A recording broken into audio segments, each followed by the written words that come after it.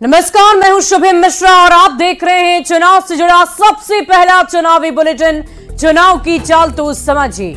लोकसभा चुनाव 2024 अब अपने आखिरी पड़ाव पर पहुंच चुका है। चुनाव प्रचार का शोर भी अब थम चुका है और 1 जून को 7वें और अंतिम फेज की बारी है। चुनाव प्रचार के दौरान नेताओं ने खूब चुनावी चाल चली और हमारी नजर चुनाव की हर एक चाल पर है। चुनाव से जुड़ी हर एक खबर को हम आपको दिखाएंगे और खबर के अंदर की एक एक चाल को भी समझाएंगे। बस आप देखते रहिए देश का सबसे पहला समझाने वाला बुलेटिन, चुनाव की चाल तो समझिए।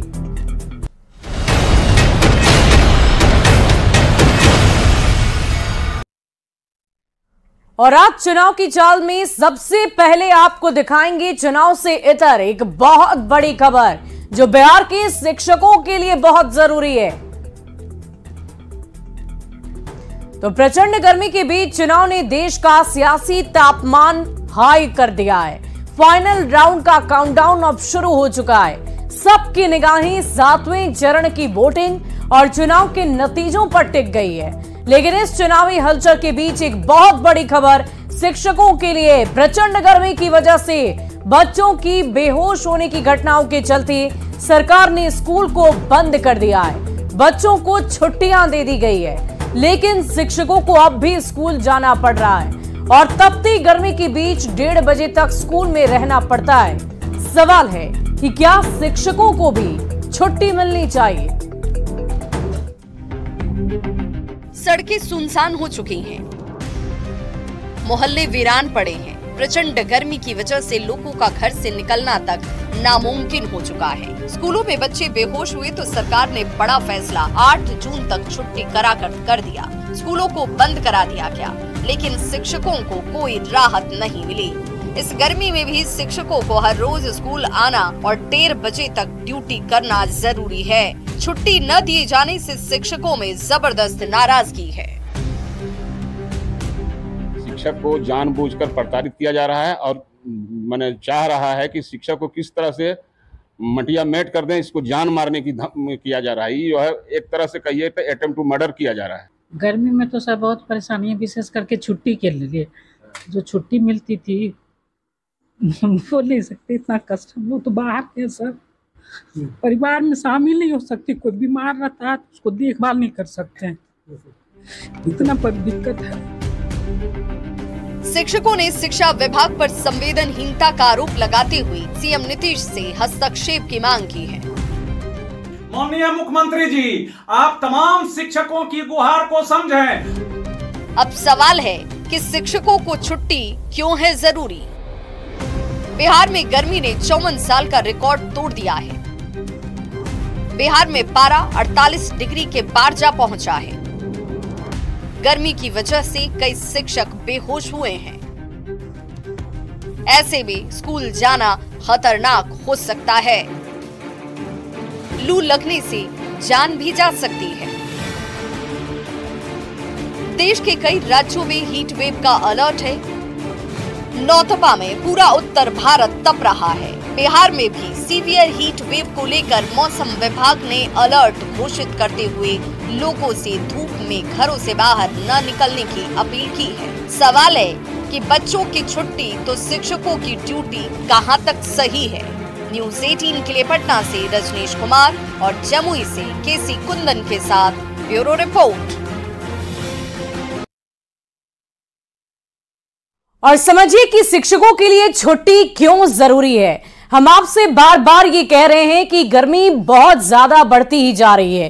तापमान में लगातार बढ़ोतरी हो रही है और इसकी वजह से शिक्षकों को भी बहुत सारी समस्याएं हो रही है। हाल फिलहाल में के पाठक की तरफ से ये आदेश जो मुख्यमंत्री नीतीश कुमार ने जारी किया उसे उन्होंने मान लिया है, लेकिन शिक्षकों की भी यही मांग है कि इस तपती गर्मी में हमें भी छुट्टी दी जाए ताकि वो भी स्वस्थ रह सके। अगर शिक्षक स्वस्थ होंगे तो बच्चों को भी बेहतर शिक्षित कर पाएंगे और इसीलिए शिक्षकों के लिए भी ये छुट्टी और भी ज्यादा जरूरी हो जाती है। और चलिए अब आपको चुनाव से संबंधित कुछ और खबरें दिखाएंगे और पूरी जानकारी भी देंगे। तो बता दें कि लगातार चर्चाएं हो रही हैं और इसी बीच में चुनाव से जुड़ी हुई बहुत सारी खबरों की चर्चा हमने की। 7वें चरण का चुनाव जो है वो 1 जून को होना है और इन सब के बीच ये चर्चा भी जोर शोर से चल रही है।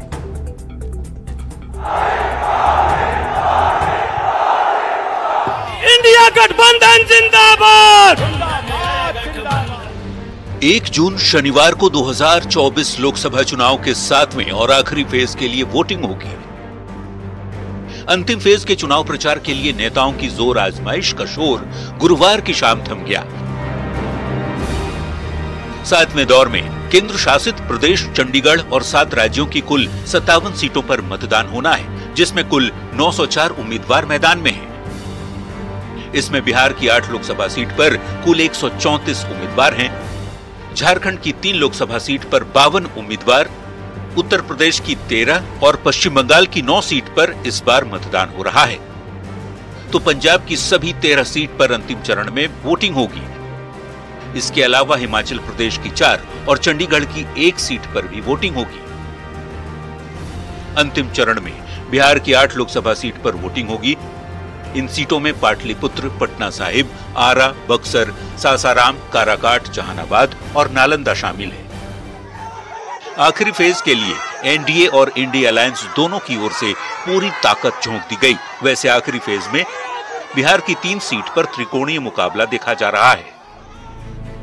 काराकाट सीट पर आरएलएम के उपेंद्र कुशवाहा का मुकाबला सीपीआई-एमएल के राजाराम सिंह से है। यहां भोजपुरी स्टार पवन सिंह बतौर निर्दलीय मैदान में है। तो बक्सर सीट पर बीजेपी के मिथिलेश तिवारी का मुकाबला आरजेडी के सुधाकर सिंह से है। ददन पहलवान यहां निर्दलीय प्रत्याशी के तौर पर मैदान में है। वहीं जहानाबाद सीट पर जेडीयू के चंदेश्वर प्रसाद चंद्रवंशी का आरजेडी के सुरेंद्र यादव से मुकाबला है। यहां पूर्व सांसद अरुण कुमार बीएसपी की टिकट पर मैदान में है। आखिरी चरण की जोर आजमाइश के बाद जीत के दावे अलग अलग तरीके से हो रहे हैं। वैसे बिहार की 8 सीट पर आखिरी फेज में बीजेपी के सामने स्ट्राइक रेट बनाए रखने की चुनौती होगी। पिछली बार सभी 8 सीट पर एनडीए को जीत मिली थी।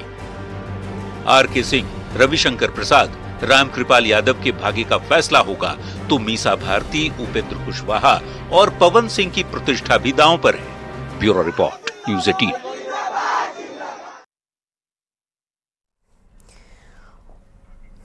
और 2024 के लोकसभा चुनाव को लेकर लगातार तैयारियां चल रही है और 7वें और आखिरी चरण के लिए प्रचार का शोर भी आज थम गया है। 1 जून को देश भर के 7 राज्य और एक केंद्र शासित प्रदेश की 57 सीट पर मतदान होंगे। नतीजे 4 जून को आएंगे, जब एक साथ सभी चरणों के मतदान का रिजल्ट आएगा। तो पाटलिपुत्र की जंग को भी हम आपको समझाते हैं कि ये सीट इतनी अहम क्यों हो जाती है। इन 8 सीटों में से पाटलिपुत्र सीट सबसे हॉट सीट है, क्योंकि यहां मीसा भारती, जो कि लालू प्रसाद यादव की बेटी हैं, वो तीसरी बार मैदान में है। 2014 और 2019 में मीसा भारती बीजेपी के रामकृपाल यादव से चुनाव हार गई थी और इस बार मुकाबला और भी ज्यादा सख्त और कड़ा है।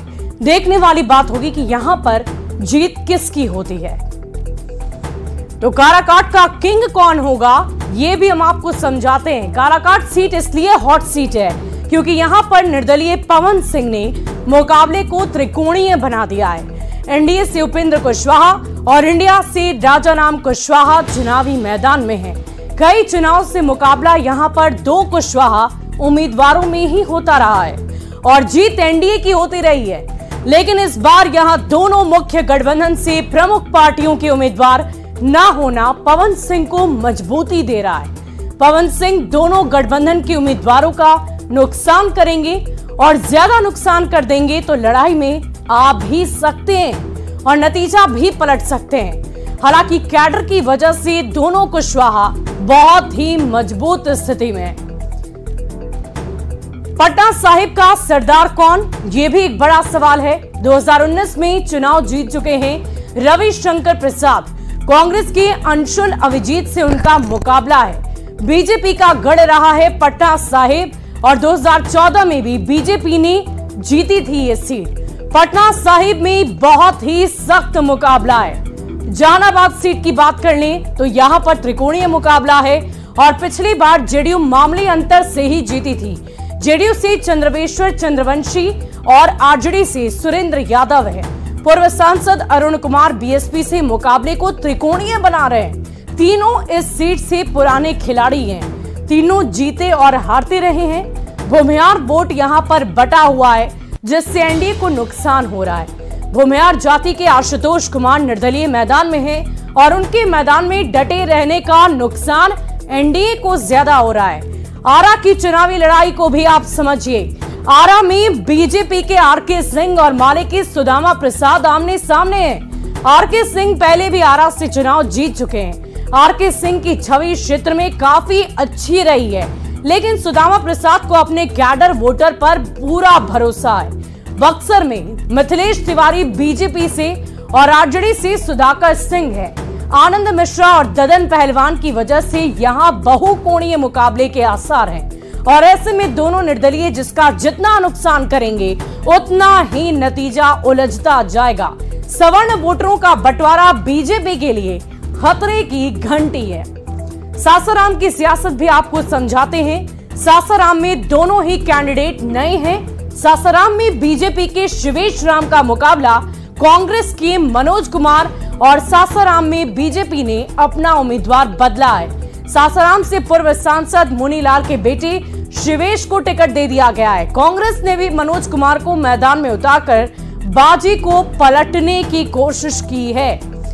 अब आपको नालंदा सीट लिए चलते, वहां की जंग को समझाते हैं। नालंदा को सीएम नीतीश कुमार का गढ़ माना जाता है। नालंदा में जेडीयू के कौशलेंद्र कुमार के सामने संदीप सौरभ भाकपा माले उम्मीदवार हैं। नालंदा में कौशलेंद्र कुमार जीतते रहे हैं और इस बार भी नीतीश के लवकुश समीकरण की परीक्षा होनी है।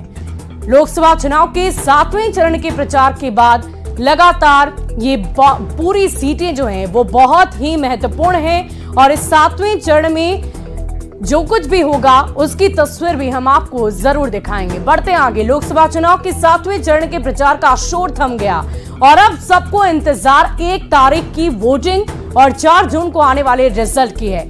लेकिन क्या आप जानते हैं कि पीएम मोदी ने लोकसभा चुनाव के दौरान कितनी जनसभा और रोड शो किए? आप शायद ये भी नहीं जानते होंगे कि पीएम मोदी 73 साल की उम्र में रैलियों के मामले में अपने आप को नौजवान कहने वाले कई नेताओं पर कई गुना भारी साबित हो रहे हैं। देखिए ये रिपोर्ट।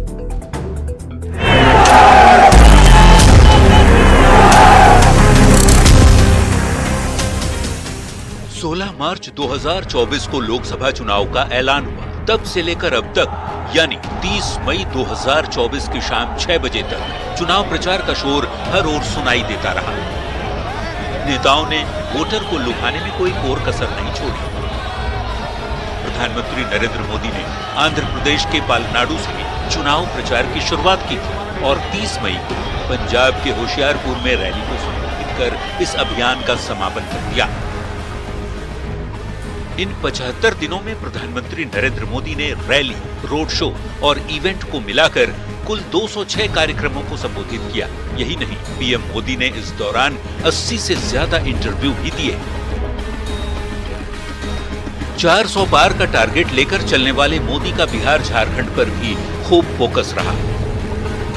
लोकसभा चुनाव प्रचार के दौरान प्रधानमंत्री मोदी 9 बार बिहार आए, 15 रैलियां की, 1 रोड शो किया और 2 बार रात्रि विश्राम भी किया। जबकि प्रधानमंत्री मोदी ने झारखंड में 7 से ज्यादा कार्यक्रम किए। इस दौरान मोदी ने अपने 10 साल की सरकार का लेखा जोखा भी दिया और विपक्ष पर हमला करते भी दिखे। रैलियों के मामले में 2024 में पीएम मोदी का मुकाबला कोई भी दूसरा राष्ट्रीय स्तर का नेता नहीं कर पाया, चाहे वो सत्ता पक्ष का हो या फिर विपक्ष का। अमित शाह ने 115 रैलियां और 18 रोड शो किए, तो जेपी नड्डा ने 87 रैलियां की। विपक्ष की यदि बात करें तो राहुल गांधी ने 107 रैली और रोड शो किए, जबकि प्रियंका गांधी ने कांग्रेस की तरफ से सबसे ज्यादा 140 से ज्यादा रैलियां और रोड शो किया। क्षेत्रीय स्तर के नेताओं की बात करें तो तेजस्वी यादव ने जरूर 251 रैली कर बिहार में विपक्ष की कमान को थामे रखा। हालांकि उन्हें भी कुर्सी पकड़ना पड़ गया। खैर, 2019 के चुनाव में पीएम मोदी ने 142 जनसभा को संबोधित किया था और बीजेपी 303 सीट तक पहुंच गई। इस बार पीएम मोदी ने 2019 के मुकाबले और भी ज्यादा रैलियां और रोड शो किए। सवाल है कि क्या इसका असर चुनाव परिणामों पर भी पड़ेगा। Bureau report, news 18। और प्रधान, यहां रुकेंगे एक छोटे से अंतराल के लिए। खबरें लगातार जारी है।